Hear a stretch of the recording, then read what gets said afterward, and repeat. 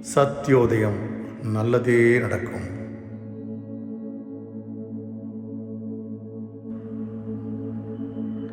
வலது கையில் வலம்பொரு சங்கையும் இடது கையில் இடம்பொரு சங்கையும் வைத்துக் கொள்ளுங்கள்.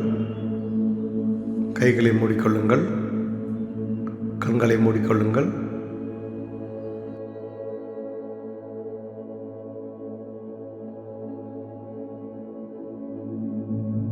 Please start meditation.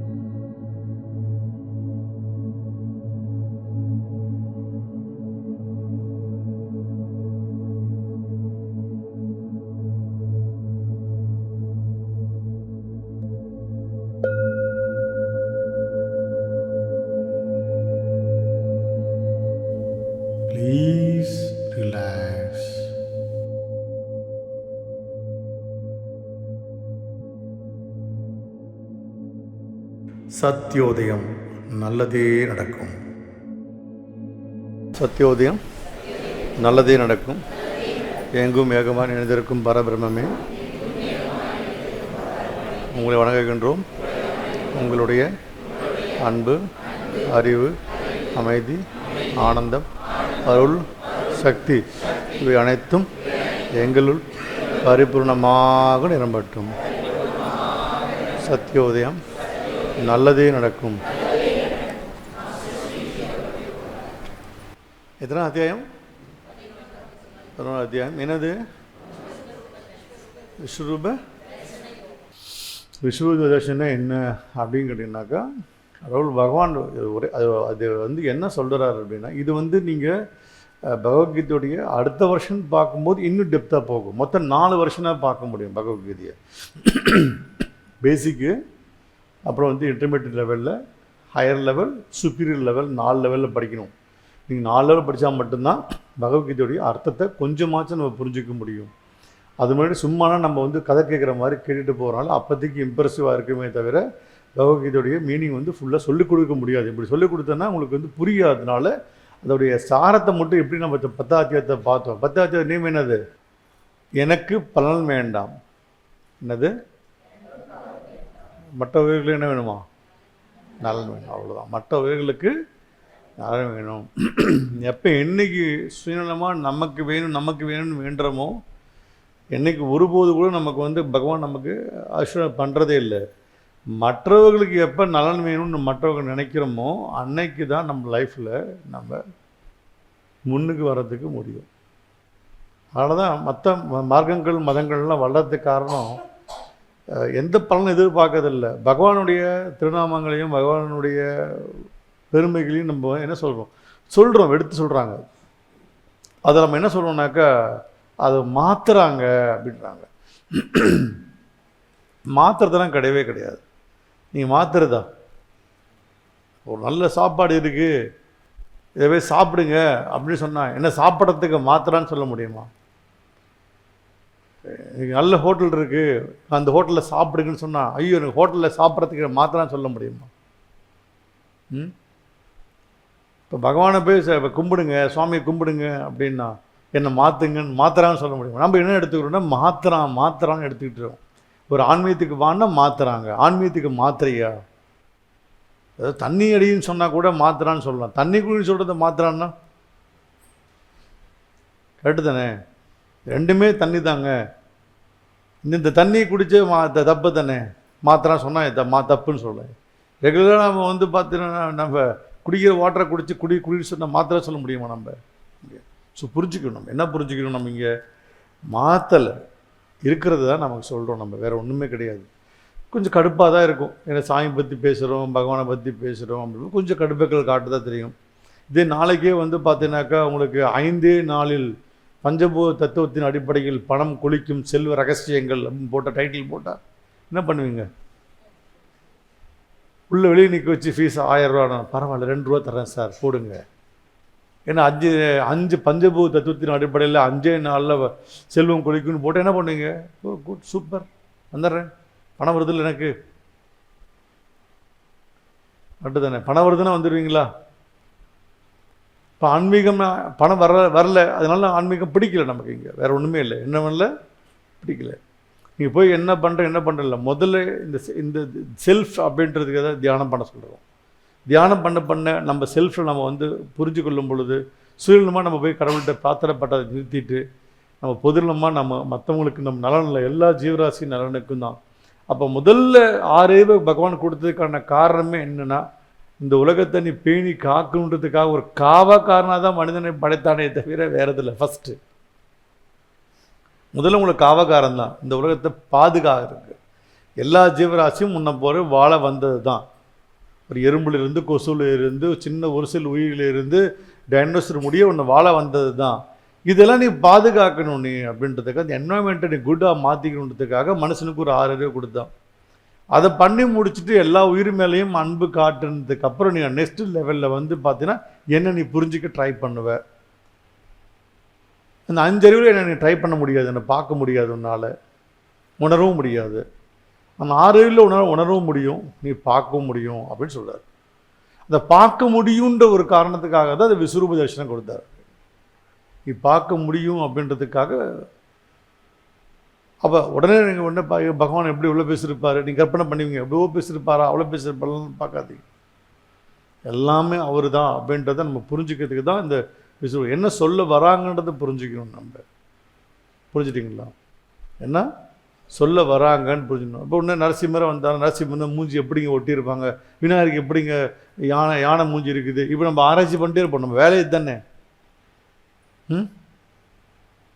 கட்டுதானேங்க? எப்படி யானை மூஞ்சி, யானையோட மூஞ்சிக்கும் உடம்புக்கும் எப்படி சம்மந்தம், யார் ஸ்டிச்சிங் போட்டிருப்பாங்க, யார் சர்ஜரி பண்ணாங்க, இதெல்லாம் நம்ம ஆராய்ச்சி பண்ணுறது நம்ம வேலை.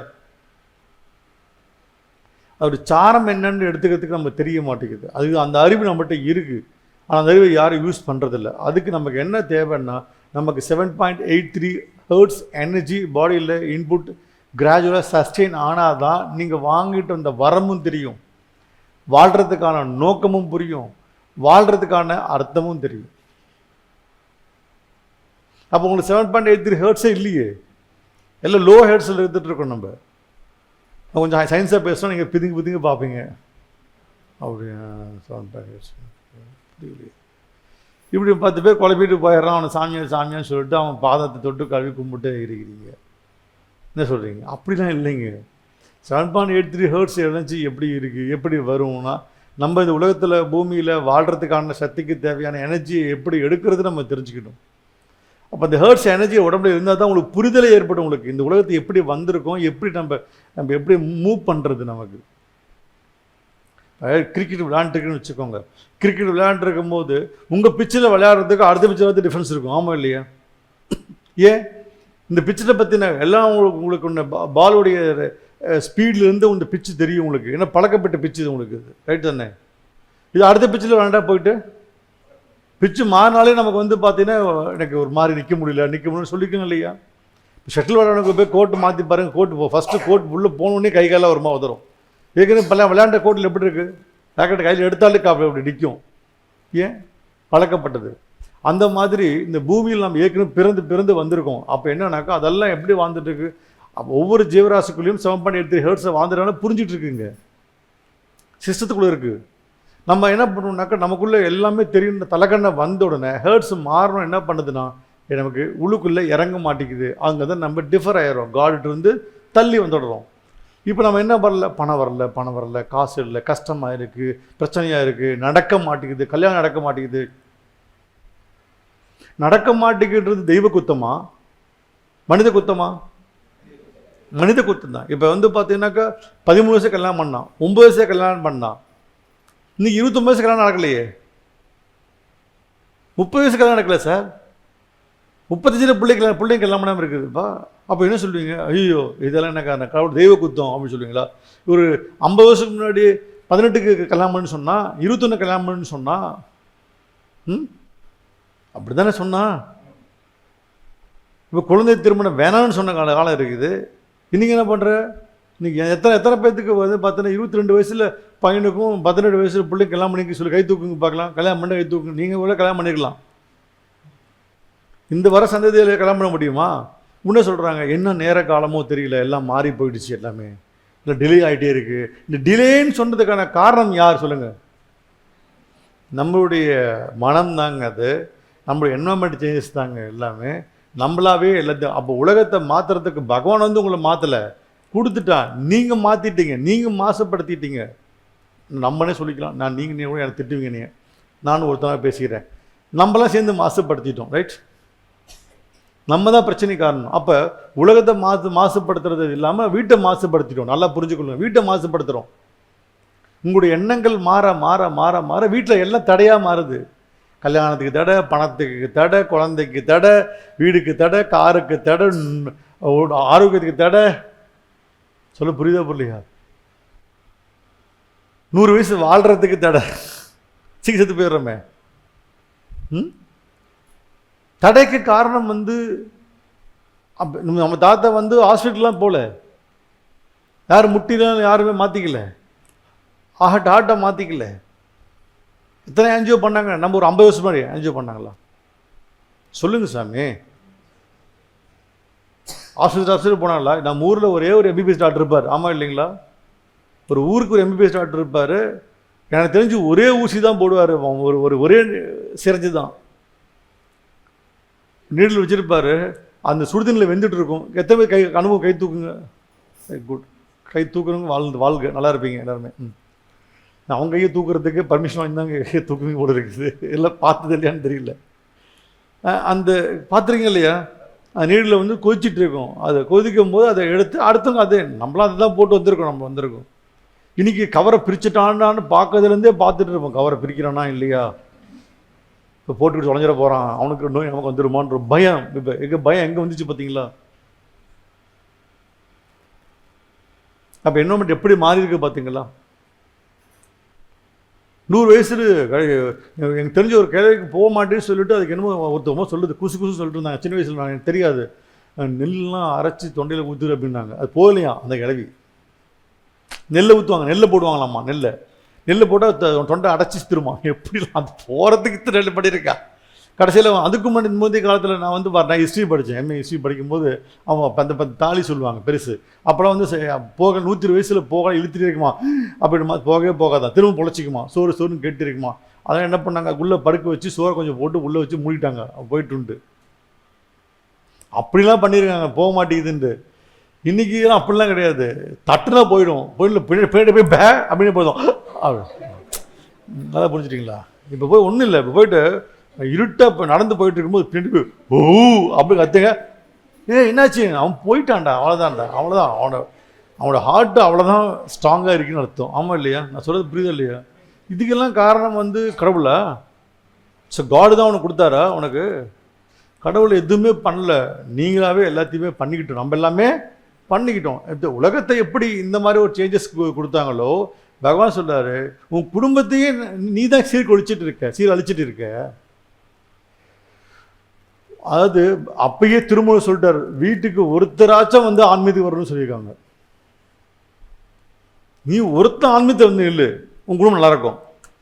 கண்ணத்தை எடுத்துச்சு. வீட்டில் ஒருத்தன், நீங்கள் வீட்டில் ஒருத்தர் வந்தவங்க எல்லாம் என் ஒய்ஃப் வரணும், என் ஹஸ்பண்ட் வரணும், என் குழந்தைங்க வரணும். இங்கே நிறைய பேர் நான் பார்த்துருக்கேன். நான் கிளாஸில் பஞ்சிங்க பேசிகிட்டு இருக்கும்போது அவங்க வீட்டுக்காரை பார்த்து அப்படின்னு சொல்லுவாங்க.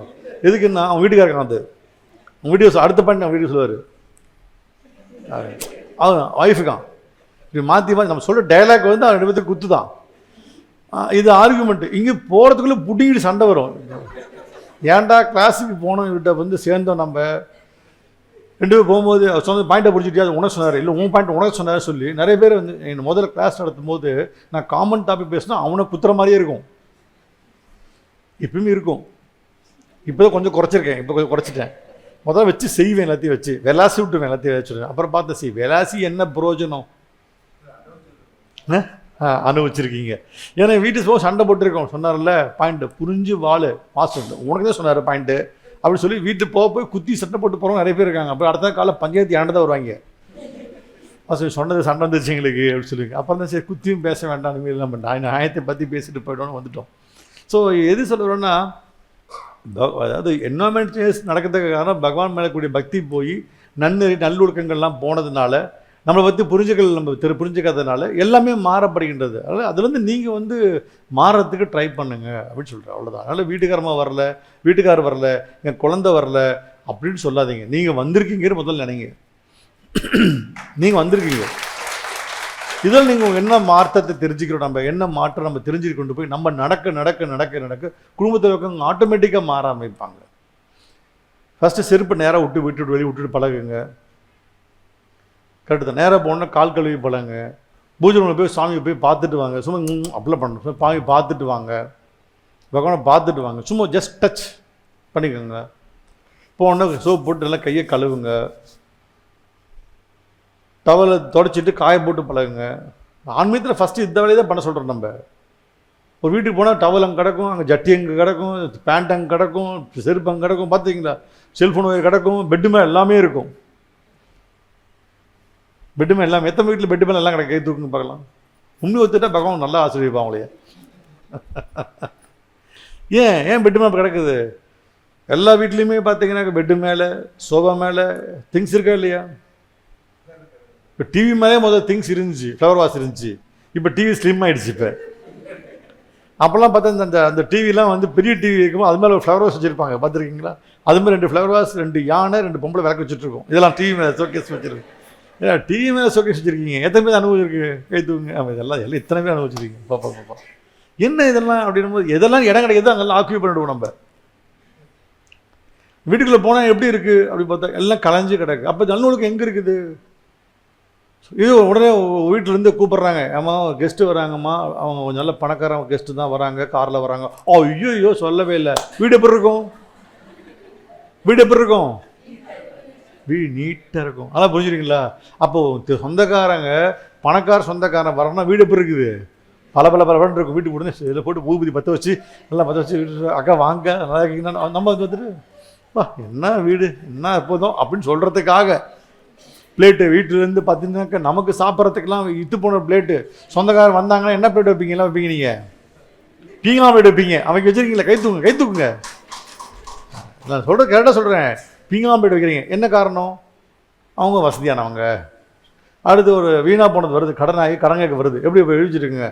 அவன் வந்து கிடக்கிறா, வா அவன் வந்து 4 ஆச்சு போ, வந்த காசு கீசு 100 200 கேட்டு போவான்னு சொல்லிட்டு இருக்க வீட்டில் நம்ம உட்காந்துருக்கோம். வந்தோடனே தண்ணி குடிக்கிறியா அப்படின்னு கேட்டு எப்படா போவேன் அப்படின்னு சொல்லி அமுச்சு விட்ருவேன்.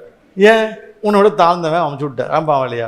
அப்போ நம்மளோட உயர்ந்தவனுக்கு எவ்வளோ மரியாதை கொடுத்து வீட்டை க்ளீன் பண்ணுறீங்க அப்படின்னா கடவுள் எல்லா பக்கமும் நிறைஞ்சிருக்காருன்னும் போது அந்த உயர் பொருள் வரணும்னா முதல்ல ஒரு குட் ஆம்பியன்ஸ் இருக்கணும். குளிச்சுட்டு போகணும், பக்தியாக போகணும், திருநாமம் இட்டுட்டு போகணும், பட்டிட்டு போகணும். நம்ம சொல்கிறோமா இல்லையா? குளிக்காமல் போகிறோமா இல்லையா? குளிக்காமல் போகிறோமா? குளிச்சு தான் போகிறோம். க்ளீன் பண்ணிட்டு போகிறோம், வயிற்றை க்ளீன் பண்ணிட்டு போகணும் அப்படின்னு போகிறோம். எல்லாம் செஞ்சுட்டு போகிறீங்க. ஏன்? பகவான் பண்ணி போகும்போது சுத்தமாக போகணும்னு நினைக்கிறோம். அப்போ வீடு நீட்டாக இருக்கணும் இல்லையா? அப்போ ஆன்மீகம் கற்றுக்கணும். வீடு எப்படி இருக்கணும்னா நீட்டாக இருக்கணும். முதல்ல என்ன கற்றுக்கிட்டு போகணும் அப்படின்னா, செருப்பு நேராக விடுறாரு மாஸ்டர், நல்லா நேராக விடணும். பகவானுக்கு பூக்கெல்லாம் போட்டு நல்லா வச்சுருக்காங்க, அந்த மாதிரி வீட்டில் நல்லா நீட்டு சுத்தமாக வச்சுக்கணும். வருஷ பிரகாரம் உட்கார வச்சுருக்காங்க, வீட்டில் ஆர்டராக இருக்கணும். இதெல்லாம் முதல்ல கற்றுக்கோங்க. நீங்கள் ஃபஸ்ட்டு உங்களுடைய என்வரன்மெண்ட் சேஞ்ச் தான், ஃபஸ்ட்டு வீடு தான். அப்போ உங்களை பார்க்க யாரையும் குறை சொல்லாமல் நீங்கள் 10 வேலையை 10 நாள் செய்யுங்க. டவலை காய போடுங்க, துண்டை தூக்கி வேறு பக்கம் போடுங்க, செருப்பு தூக்கி நேரம் அடுக்குங்க. அவன் திரும்ப பேப்பர் போட்டு திரும்ப நேரம் அடிக்கிட்டு போங்க. ஆன்மீகத்துக்கு வரவங்க செய்யுங்கன்னு சொல்கிறேன். இங்கே வந்து நடிக்கிறீங்கல்ல, நான் சாப்பாடு போடுறேன் மாஸ்டர், நான் தண்ணி கொடுக்குறேன் மாஸ்டர். மாஸ்டர் தலை திருமணுக்கு அப்புறம் எது முடிஞ்சது எல்லாம் என்ன மாஸ்டர் தலை தெரிகிற முடியும் தான் அங்கே ஆக்டிங் ஃபுல்லாக. அப்படி சாப்பாடு அறியாமல் போடுவாங்க, சாப்பாடு மெதுவாக சாப்பிடுவாங்க. நம்ம தலை திரும்பிடுறதுக்கப்புறம் ஒரு நாள் போயிட்டு திரும்பி தெரிய வந்துட்டேன். அதுக்குள்ளே 4 பேர் கூடி நின்று, அந்த பக்கம் 4 பேர் கூடி நின்றுட்டு அதுக்கும் எல்லாம் சேரை போட்டு பவ்யம் சாப்பிட்டு இருந்தாங்க. எல்லாத்துக்கும் நல்லா சத்தியம் சொல்லிட்டு போயிட்டு திரும்ப சாமி கும்பிட்டு உள்ள வந்தேன், தெரியாமல் வந்துட்டேன். பார்த்தா சேரெல்லாம் வட்டம் போட்டுருச்சு, எல்லாம் மாறிடுச்சு. என்ன மட்டும் மாறி போச்சுங்க. கரெக்டு தானே? அப்படிதான் இருக்கு. ஆமாவா இல்லையா? ஆமாம், அப்படிதான் இருக்கீங்க. இதெல்லாம் எதுக்கு? அந்த நடிப்புலாம் வேண்டாம். ஃபர்ஸ்ட் ஆஃப் ஆல் உங்களை நீங்கள் மாற்றிக்கணும். ஆன்மீகம் இவ்வளோதான். நல்லொழுக்கங்களை செய்யுங்க, நீட்டாக வச்சுக்கொள்ளுங்க. கந்தலான கசைக்கு கட்டுன்னு சொல்கிற மாதிரி நீட்டாக இருக்க கற்றுக்கிட்டோம் நம்ம எல்லாரும். இப்போ பழைய மாதிரி யாருமே இல்லை. சிவப்பு கலர் வெள்ளை துணியை சிவப்பாய் கட்டுறது அளவுக்கு நம்ம இல்லை, நீட்டாக தான் போட்டிருக்கோம். ஏரியில் போட்டு நீட்டாக போடுறோம். அந்த மாதிரி ஒழுக்கங்களே ஃபஸ்ட்டு கொடுத்துடணும். நல்லொழுக்கம் வர்றது பேர் தான் ஆன்மீகமே தவிர அப்படியே 24 மணி நேரம் தியானம் பண்ணிருக்கேன் சொல்லும்போது சாமி அப்படின்னு சொல்கிறது பேர் ஆன்மீகம் இல்லை. நடிக்கிறது பேர் ஆன்மீகம் இல்லை. சொல்லுங்கள், நல்லா இருக்கீங்களா? ஒரு சாந்தம் பேசிகிட்டு இருப்போம், பார்த்துருக்கீங்களா? இதுதான் ஆன்மீகமா? நீ சாந்தமாக பேசுறதுனால நீ சாமி ஆயிர போகிறது கிடையாது. சாந்தமாக பேசி நடைவுடைய பாவனை பாட்டு தாடி கீடி விட்டீங்கன்னா பெரிய சாமியை நினச்சிட போகிறீங்க. அப்படிலாம் கிடையாது. கஞ்சா குடியவனும் சாமியை மாதிரி இருக்கிறான். கல்யாணம் லவ் ஃபெயில் ஆனாலும் தாடி விட்டு தான் இருக்கிறான். கரெக்டு தானே? லவ் ஃபெயில் விட்டு தாடி விட்டுருந்தான், அவனை பார்த்தா பெரிய சாமி சொல்லுவீங்களா? சொல்லுங்கள். அவனுடைய அங்க லட்சணத்தில் பொறுத்து, அவனுடைய சாந்த ஸ்வரூபம் எப்படி உள்ளுக்குள்ளே இருக்குன்றதை வெளிவரதை பொறுத்து, அவனுடைய வார்த்தைகளுடைய பலத்தை பொறுத்து அவனை யாருன்றதை கண்டுபிடிக்க முடியுமே தவிர, தாடி விட்டாலோ குடுமி போட்டுக்கினாலோ அவன் வந்து 10 காவி அடைஞ்சாலோ அவன் வந்து சாமின்னு சொல்லக்கூடாது. ஆனால் முதல்ல வந்து பார்த்திங்கன்னா நம்மளுக்கு என்ன தேவை அப்படின்னா நம்மளுடைய என்வாமெண்ட் சேஞ்சஸ், ஒரு பக்குவமான சாந்தமான அன்பு காட்டி இப்போ மற்றவங்களுடைய நலனுக்காக நம்ம வாழ்க்கையை வந்து பார்த்திங்கன்னா செய்யுங்க பரவாயில்லன்ற எண்ணங்களை உருவாக்கும் பொழுது 10 பேர்த்த நம்ம வந்து நம்ம ஆன்மீகத்தை கொண்டு வரணுன்ற எண்ணங்களை உருவாக்கும் போது வரக்கூடியது தான் ஆன்மீகம், வேற ஒன்றுமே இல்லை. ரைட்? இந்த விட கண்டிப்பாக செய்யுங்க, நல்ல வாழ்க்கை வரும். காலையில் இந்த கோயிலுக்கு மத்தியானம் அந்த கோயிலுக்கு போகிறனால சாமி உங்களுக்கு கொடுத்துட்டு போகிறது கிடையவே கிடையாது. அதில் ஃபஸ்ட்டு புரிஞ்சுக்கொள்ளுங்க. காலையில் இந்த கோயிலுக்கு போயிட்டு தான் வருவேன், சாயந்தரம் இந்த கோயிலுக்கு தான் போயிட்டு இருப்பேன், வெள்ளிக்கிழமை இந்த கோயிலுக்கு போக இருக்க மாட்டேன் அப்படிலாம். அதெல்லாம் பழக்க வழக்கங்கள். நீங்கள் போயிட்டு வந்து பழகிட்டனால அந்த கோயிலுக்கு போகணுன்ற எண்ணங்கள் உங்களுக்கு உருவாகும். அப்படிலாம் கிடையவே கிடையாது. சாமி கோயிலுக்கு போனால் தான் கொடுக்கணும் இல்லை. Everything is God, everybody is காட்னும் போது எல்லா பக்கமும் கடவுள் இருக்கான்றதை அப்படி தானே கேட்குறாரு. பிரகலாத கேட்டால தூணில் இருப்பானா அவன் சாமின்னு வந்தான்னு சொல்லும். அதெல்லாம் பார்க்கும்போது எல்லாமே ஏய் அப்படின்னு படத்தில் உட்காந்திங்களா பார்த்தேன் இல்லையா? அப்போ மட்டும் உட்காந்துக்கிறீங்களா? உட்காந்துக்கிறீங்க எல்லா பக்கம் இருக்கா அப்படின்னு நினைங்க. அப்போ ஏன் வைக்கிறீங்க அப்படின்னாக்கா நினைவூட்டத்துக்கான ஒரு இடம் தான் கோயில் ஆலயங்கள். நம்ம சொல்கிறோம் நினைவூட்டத்துக்கான இடம், அது மெர்ஜிங் பாயிண்ட். அது ஒரு சயின்ஸ் பிரகாரம் அமைக்கப்பட்டது தான் நம்ம ஆலய வழிபாடுகள். எல்லா கோயிலும் கட்டது எல்லாமே ஆலயங்கள் சயின்ஸ் பிரகாரம் இப்படி கட்டுறதில்லை. யாருக்குமே ஆகம விதிகள் தெரியறதும் இல்லை. கோயில் இப்படி இப்படி மண்டபத்தை பார்த்து காப்பிடிச்சு கட்டுறாங்களே தவிர இவ்வளோ துல்லியமாக இத்தனை அடி இத்தனை சாஸ்திரம் பண்ணி யாரும் பண்ணுறதே கிடையாது. அதெல்லாம் பண்ணும். இதெல்லாம் பண்ணால் தான் அந்த இடத்துக்கு வந்து சம் ஃபோர்ஸஸ் வந்து கிடைக்கும். அதே கிடைக்கவே நமக்கு கிடைக்காது. ஸோ அதனால் கண்டிப்பாக வாங்க, எல்லாமே வந்து ப்ராக்டிஸ் பண்ணிட்டே வாங்க. மெடிடேஷன் கண்டிப்பாக பண்ணுங்கள். சங்கு கொண்டு வந்துருக்கீங்களா? சங்கு கண்டிப்பாக எல்லாருமே சங்கு கையில் வச்சு எப்பயுமே ட்ராவலில் எடுத்துகிட்டு போங்க. எங்கே போனாலும் எடுத்துகிட்டு போங்க. வலம்புரி சங்கு கையில் கண்டிப்பாக வலது பக்கம் வச்சுக்கோங்க, இடது பக்கம் வச்சு மெடிடேஷன் கண்டிப்பாக பண்ணுங்கள். தியானம் பண்ணும்போது சங்குலாம் தியானம் பண்ணாதீங்க. என்ன காரணம்னா மனம் ஒருமுகப்படுத்தும் போது மாயின்னு சொல்லக்கூடிய துருஷத்துகள் நம்மளை வந்து அட்டாக் பண்ண தான் பார்க்கும். நம்ம எப்பயுமே 7.83 ஹெர்ட்ஸ் அப்படின்றது ஒரு சஸ்டெயின் ஆகாது. வந்துட்டு போகும். இப்படி இப்போ பார்த்தீங்கன்னா இந்த ஐசியூவில் படுத்துக்கும் மேலே போயிட்டு வந்துடுறதுல அந்த மாதிரி தான் அந்த ஏற்ற இறக்க கொடுக்கும். அப்போ கான்சன்ட்ரேஷன் பண்ணும்போது அப்படின்னு சொல்லி அந்த எனர்ஜி வந்து இப்படி மூளையிலேருந்து இப்படி போயிட்டு வரும். அப்போ வந்து சில மாயை உள்ளே வந்து பூந்துக்கும் மாயை. அதனால் பயப்பட தேவையில்லை, கலைச்சிட்டு போயிடும். உங்களுக்கு தியானத்தை கலைக்குமே தவிர மற்றபடி உடம்புக்குள்ளே பூந்துட்டு பேய் மாதிரிலாம் ஆடாது. அப்படிலாம் பயந்துக்காதீங்க. மாஸ்டர் பார்த்தா பேய் பிடிச்சதா போல இருக்குது, அதில் பேயெலாம் பிடிச்சிக்காது. அதனால் அந்த வேவ்ஸ் வந்து கவனத்தை சித்தலை ஏற்படுத்தி கவலையை கொண்டு போய் ஒன்று விட்டுவிடும் உங்களுக்கு. அதனால் வந்து பார்த்தோன்னா எங்கேயா கொண்டு போய் மேய விட்டுரும், மனசு மேய விட்டுரும். அதனால் அந்த மாதிரியான நேரத்தில் நமக்கு வந்து பார்த்தீங்கன்னா சப்போர்ட் பண்ணுறதுக்கு தான் நமக்கு சங்கு வைக்கிறோம். நம்ம வேற ஒன்றும் கிடையாது. மாட்டுக்கு சங்கு தங்க விட்டுருப்பாங்க பார்த்தீங்களா, மாயசத்து உள்ளே வரக்கூடாதுன்றதுக்காக, தேவர்கள் அங்கே எப்பயுமே இருக்கணுன்றதுக்காக, தேவர்களுடைய சக்தி இருக்குதுன்னு சொல்லி நம்மளுடைய புராணங்கள் சொல்கிறதுனால அங்கே குட் வைப்ஸ் நம்மளோட அதோடைய மேலே இருக்குமா. அப்போ மாயசத்து உள்ளே வரக்கூடாது, அது மிரளக்கூடாது அப்படின்றதுக்காக சங்கு வச்சின்னா அந்த சங்குடைய காற்று வந்து மேலே பட்டு வரும்போது 7.83 ஹெர்ட்ஸ் எனர்ஜி உள்ள சுற்றிட்டே இருக்கிறதுனால மாட்டுக்கு எந்த தோஷம் இல்லைன்னு கட்டுனான் நம்மளுடைய தமிழ். எல்லாமே முறையாக தான் பண்ணியிருக்கான். அப்போயே நம்ம சங்கு வைக்கக்கூடாது நம்ம, ரைட்டா? அதனால சங்கு வச்சு தியானம் செய்ய. நம்முடைய எப்போ வருது கிருஷ்ணருக்கு பர்த்டே? அது பேர் என்னது தெரியுதா? சரி, சாயந்தரமாக ஒரு 6:30 மணிக்கு நம்ம கொண்டாடலாம் வாங்க. அதுக்கு வந்து பார்த்திங்கன்னா நம்ம வலம்புரி சங்கில் அபிஷேகத்தை பண்ணி சாலுகாம் வாட்டு தரேன், குடிங்க. ஓகேங்களா? ஒரு விசேஷ நாட்களில் அன்றைக்கி சொல்லிக் கொடுத்துருக்கேன், உங்களுக்கு சொல்லிக் கொடுத்துருக்கேன். அதாவது சில விசேஷ நாட்களில் வந்து வலம்புரி சங்கில் வந்து பார்த்திங்கன்னா தண்ணி ஊற்றி சாலுகாமில் பட்டுச்சுன்னா என்ன நடக்கும் அப்படின்னு கேட்டிங்கன்னா, உள்ளுக்குள் இருக்கக்கூடிய வெற்றிடங்கள் அப்படின்னு சொல்லணும். ஒவ்வொரு செல்ஸ்குள்ளேயுமே பார்த்தீங்கன்னா 99% வெற்றிடம் இருக்குது, 1% தான் அதுக்குள்ளே காந்த சக்தி இருக்குது. ஓகேங்களா? இந்த வெற்றிடம் இருக்கு இல்லையா, அதுதான் வெற்றிடம் சொல்கிறோம். ஆகாசுனா உடம்புலையும் ஆகாசு நிறைய இருக்குது, வெற்றிடங்கள் இருக்குது. அந்த வெற்றிடத்துகளில் வந்து நிரப்புறதுக்கு ஒரு வகையான மேக்னெட்டிக் எனர்ஜி தேவைப்படும். அப்போ தான் உங்களுடைய ஆன்மா புனிதமாகும். உடலை புனிதமாகாமல் ஆன்மா புனிதமாகாது. அதனால தான் கோயிலில் போனால் தீர்த்தம் கொடுத்து பலர்னாங்க. கோயிலில் உடம்பை வந்து புனிதப்படுத்தி தீர்த்தம் கொடுத்து பலர்னாங்க. புனித பிள்ளையா உடம்பை புனிதப்படுத்துக்காக அது வந்து உயர் சக்தி உள்ள அந்த வாட்டரை கொடுக்கணும்னு சொன்னாங்க. அந்த உயர் சக்தி உள்ளதுக்கு வந்து பார்த்திங்கன்னா ஒரு காயில் வடிவில் தான் வந்து பார்த்திங்கன்னா அந்த கப் வச்சுருந்தாங்க. அந்த கப்பில் இன்றைக்கெல்லாம் மறந்துச்சு, நான் வச்சுருக்கேன். சில ஒரு பழைய கடத்தை வாங்கி வச்சுருக்கோம். சில கப்ஸ்லாம் வந்து பார்த்திங்கன்னா ஒரு காயில் ரேஞ்சில் இருக்கும். அதுலேருந்து தான் எடுத்து கொடுப்பாங்க, தண்ணி கொடுப்பாங்க. நிறைய மெத்தட்ஸ் இருக்குது. அதெல்லாம் அழிச்சிட்டு நீங்கள் இப்படி இந்த பஞ்ச பாத்திரம் பார்த்துருக்கீங்க, இப்படி இருக்கும் பார்த்துருக்கீங்களா? ஏன் வச்சுருக்காங்க? பிடிக்கிறதுக்கா? நீ ஏன் பிடிச்சிருக்கான்?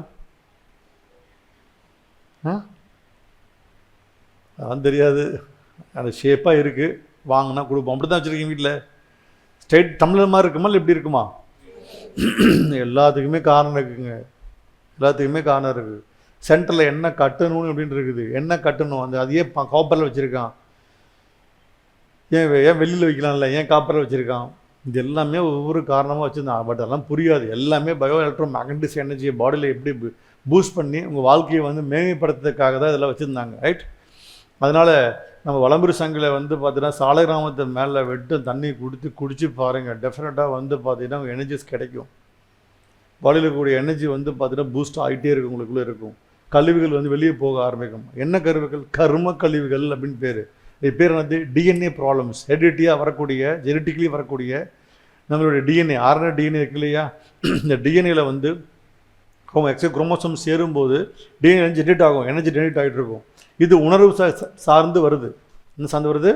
உணவு சார்ந்து. இப்போ சொல்லிக்கிறீங்களே, எங்கள் அப்பா மாதிரியே இருக்கிறான், எங்கள் அப்பா கேரக்டர் இருக்குது, எங்கள் ஆத்தா கேரக்டர் இருக்குது, எங்கள் தாத்தா கேரக்டர் இருக்குது, என் தாய்மாமா மாதிரியே காலாட்டி நிற்கிறான் சொல்லுவாங்கள்ல, அதெல்லாம் ஏற்றுக்கிறமே இல்லையா? அதெல்லாம் கேரிஃபைட் ஆயிருக்கா இல்லையா?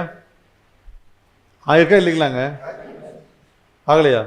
இப்போ எல்லாமே இருக்குது. அது எங்கள் ஆத்தா இருக்காங்க, எங்கள் அப்பத்தா இருக்குது, எங்கள் அப்படி கொள்ளு பாட்டி எல்லாம் மூஞ்சில் அப்படியே இருக்குது. அப்போ மூஞ்சி இருக்குது, கேரக்டர் இருக்குது, பேச்சு இருக்குது, குரல் இருக்குது, கண் இருக்குது, எல்லாத்தையும் ஏற்றுக்கிறோமா இல்லை? டிஎன்ஏ ஏற்றுமே இல்லையா? அப்படின்னும் போது அதெல்லாம் கேரிஃபைட் ஆகுதுன்னா அந்த உணர்வுக்குள்ளே வந்து சில தோஷமும் சாபமும் கேரிஃபைட் ஆகும். ஃபஸ்ட்டு புரிஞ்சுக்கோங்க.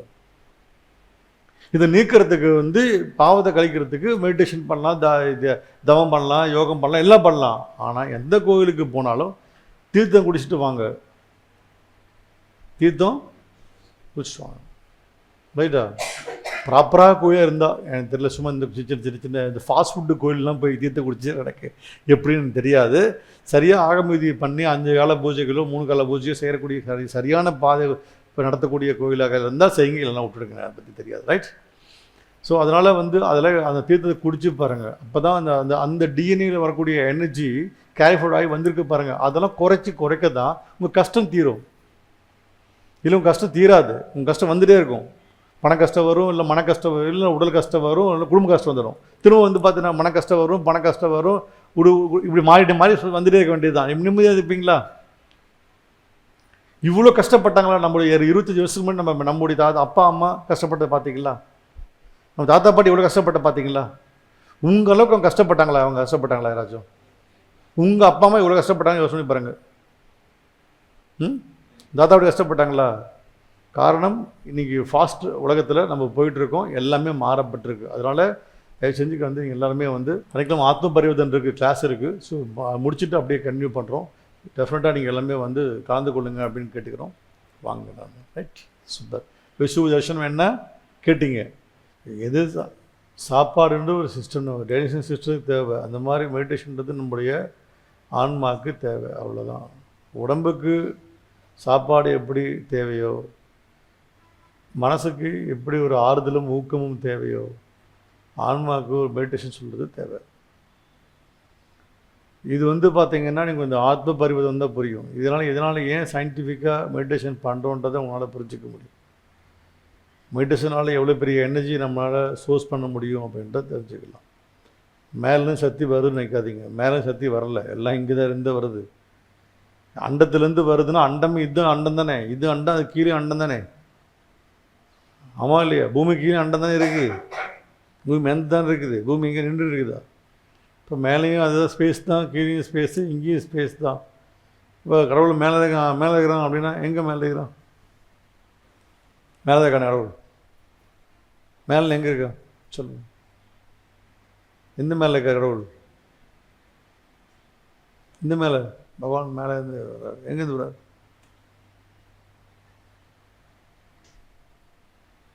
மேலேருந்து வர்றாரா? ஸ்பேஸ். இதை பற்றி புரிஞ்சுக்கலாம். ஆத்ம பரிவு வந்தால் புரியும் எங்கேருந்து கடவுள் வராரு, எனர்ஜி எப்படி எடுத்துக்க முடியுன்றதை தெரிஞ்சுக்க முடியும். ஓகேவா? இதனால் நிறைய என்வரன்மெண்ட்டில் என்னெல்லாம் மாறி இருக்குது, ஏன் நம்முடைய அந்த கடவுளுடைய அனுகிரகம் நமக்கு ஃபாஸ்ட்டாக வேலை செய்ய மாட்டேங்குது, எல்லாமே இருக்குது. ஓகே. அப்போல்லாம் வந்து பார்த்தீங்கன்னா பகவான் கூட சக்குன்னு நின்னார். கூப்பிட்ட குரலுக்கு ஆபத் பாண்டம் வந்து நின்னா. மற்ற கம்யூனிகேஷன்ஸ் வந்து லேட்டாக வந்துச்சு, தபால். இப்போ தட்டுனா தபால் வருது, இப்போ பகவான் லேட்டாக வரான், அவ்வளோதான். கேட்டு தானே? மெசேஜ் அனுப்பிச்சா வாட்ஸ்அப்பில் மெசேஜ் போகுது, மெயில் எட்டுனா மெயில் போகுது. அப்போ கம்யூனிகேஷன் அப்போ ரொம்ப ஸ்லோவாக இருந்துச்சு, பகவான் ஸ்பீடாக வந்தார். நீ கம்யூனிகேஷன் ஸ்பீடாகிடுச்சு, பகவான் லேட்டாக வந்தார். கேட்டு தானே சொல்கிறது?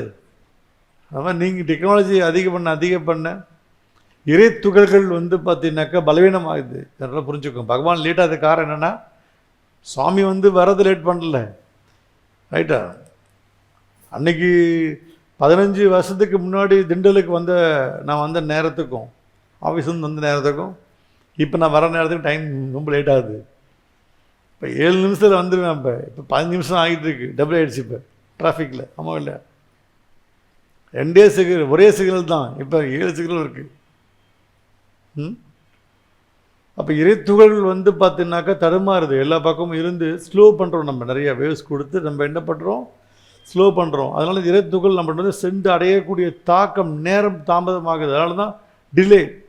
இந்த டிலே தான் நிறைய பேருக்கு பட்டு பிரச்சனை வந்துடுது. அப்போ அந்த வைப்ஸ் நம்ம ரெடி பண்ணுறது தான் மெடிடேஷன் பண்ணிகிட்டு இருக்கோம் நம்ம. ஸோ தியானம் வந்து பார்த்தீங்கன்னா இந்த காலகட்டத்துக்கு தியானம் வந்து ஒவ்வொரு கட்டத்திலும் எப்படி இப்போ வந்து பார்த்தீங்கன்னா பொண்ணுங்க அந்த பேரல் பேக்கி போடுதுங்க, பார்த்துருக்கீங்களா? பென்சில் ஃபிட்டுன்னு போட்டிருந்தாங்க, பார்த்துருப்பீங்க. சும்மா டைட்டு தொடையெல்லாம் தெரிஞ்சுக்கிட்டு இருந்துச்சு. இப்போ பிள்ளைங்கள்லாம் பசங்கள்லாம் போடுறது பார்த்தீங்கன்னா லூஸாக போடுதுங்க, லொலன்னு ஆடுது, பார்த்துருக்கீங்களா இல்லையா? ஒரு டிஷர்ட்டை போட்டுக்கிட்டு இவ்வளோ பெரிய பேண்ட்டை தொங்குது. அந்த காலத்தில் வந்து பார்த்தா அந்த சிவாஜி கணேசன், எம்ஜிஆர், ஜெமினி கணேசன்லாம் பெல்ஸ் இல்லை, பெல்ஸ்ன்றது இப்படி இருக்கிறது. Elephant pant, okay good, elephant pant. Barrel baggy பேண்ட்னா இப்படி இருக்கும், பலூன் பேக்கின்னு இப்படி இருக்கும், ஓகேங்களா? பேரல் பேக்கின்னா இப்படி நேராக இருக்கும். பெல்ஸ்னால் இப்படி வந்து இப்படி போயிடும், கப்பல் மாதிரி இருக்கும் பெல்ஸ்னால். இது 3 ட்ரெண்ட் ஆகிட்டே இருக்கும். இப்போ ட்ரெண்ட் வந்து இந்த பேரல் பேக்கி இப்போ சுற்றிட்டு இருக்காங்க, எல்லாம் லொலன்னு சுற்றிட்டு இருக்காங்க. லூஸாக போட்டால் இப்போ ஃபேஷன், அப்போது டைட்டாக போட்டால் ஃபேஷன். இப்போ ஒரு 15 வருஷத்துக்கு முன்னாடி டைட்டாக போட்டால் ஃபேஷன், ஆமாம் இல்லைங்களா? இப்போ லூஸாக போட்டால் ஃபேஷன். இப்போ கை ஷோல்டர் இறக்கி வச்சுட்டாங்க இப்போல்லாம், ஆமாம் இல்லையா? இப்போ எதை பார்த்துருக்கீங்க? கை ஷோல்டர் இறக்கி தொங்குது கை. காமராஜர் போட்டிருப்பார்ல, அந்த மாதிரி போட்டிருக்கான். அந்த மாதிரிலாம் போட்டு இப்போ ஃபேஷன். இப்போ அந்த மாதிரி காலங்கள் மாற அதே போல் நாம ஜபங்களும் மாறும், ஜபம் பண்ணுறதும் மாறும், தியானம் மாறும், வழிபாடு. ஒரு கட்டத்தில் வழிபாடுகள் தூக்கி வரும், வழிபாடு மன்றங்கள் அதிகமாகும். ஒரு கட்டத்தில் வந்து பார்த்திங்கன்னா அடுத்து நாம ஜபம் அதிகமாகும். ஒரு கட்டத்தில் வந்து பார்த்திங்கனாக்கா மெடிடேஷன்ஸ் அதிகமாகும். நம்மளை பொறுத்த முடிய இந்த கலியுகத்து கடைசி பேர் புருஷோத்தம சங்கம யுகத்தில் நாம ஜபத்தை பண்ணிவிட்டு தியானம் பண்ணலாம். நாம ஜபம் மட்டும் உங்களுக்கு காப்பாற்றிடாது, டிலே ஆகிடும். ஸோ மெடிடேஷனை போட்டு தான் ஆகணும். ஓகே, நாமஜபத்தை மட்டுமே பார்த்தா நாமஜபம் 108 வந்து ரிப்பீட்டாக அது உணர்வை ஏற்படுத்துறதுக்கு தான். பகவான் இருக்கிறான்ற உணர்வை ஏற்படுத்த நாமத்தை உச்சரித்தல். பகவான் இருக்காருன்ட்டு நாமத்தை உச்சரித்தல். ஆனால் அவருடைய வைப்ஸை எடுக்கணும் அப்படின்னு பார்த்தீங்க அப்படின்னா உணர்வோடு சேர்ந்து உள்ளே இழுக்கணும். அதுக்கு தியானம் தான் சிறந்த வழி.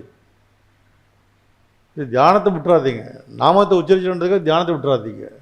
நான் அதுக்கு காலையில் 108 முறை சாமி பேரை சொல்லிட்டுங்க, தியானம் எதுக்கு பண்ணணும் அப்படின்னா நோ யூஸ். ஸோ 108 முறை நாமத்தை சொல்லி முடிச்சுட்டு தியானத்தை போட்டுடணும். போடாம விட்டால் கண்டிப்பாக வேஸ்ட்டு தான், ரைட்டா? It's good. இல்லை அந்த காலத்தில் சில அதாவதுங்க, நான் வந்து நாட் ஒன்லி காப்பர் மட்டுமே பெஸ்ட்டுன்னு சொல்ல வரல.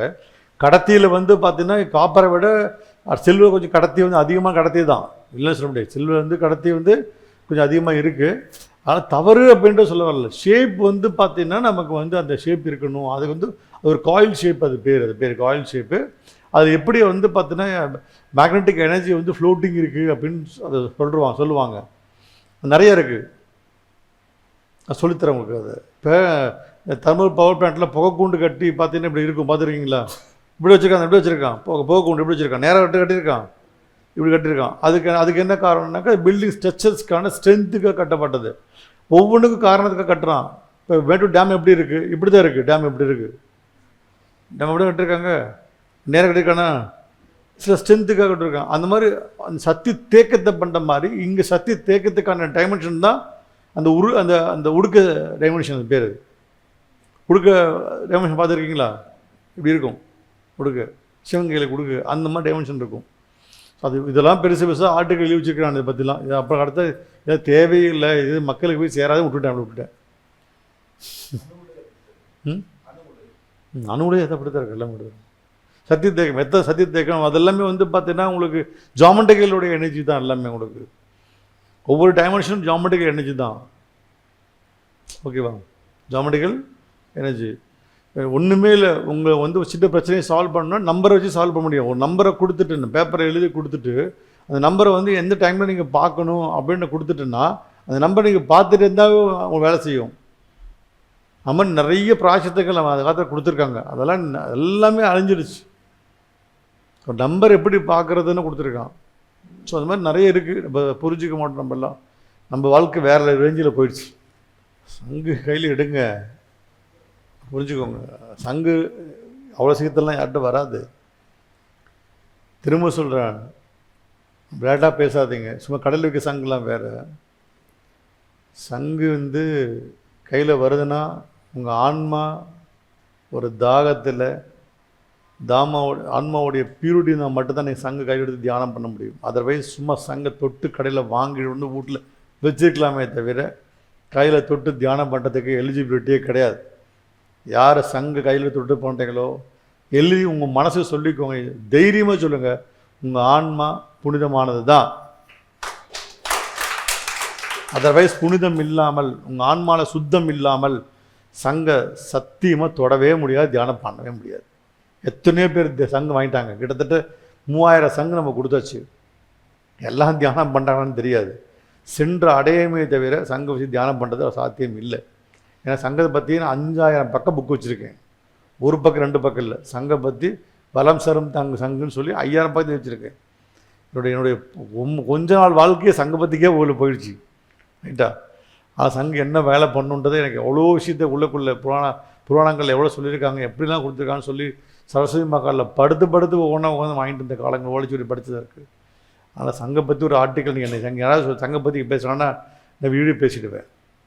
ஓகேங்க. அதனால் உங்களை சங்கு தொட்டு வருது அப்படின்னா உங்கள் ஆன்மா புனிதமானதுன்னு நினச்சிக்கோங்க. நீங்கள் புனிதமானவங்கன்னு நினச்சிக்கோங்க. அதுவும் டெய்லி பண்ணுறீங்கன்னா நீங்கள் இறைவனுக்கு சமமாக போயிட்டுருக்கீங்கன்னு அர்த்தம். ரைட்? தேங்க்யூ. சத்தியம் நடக்கிற விஷயம்.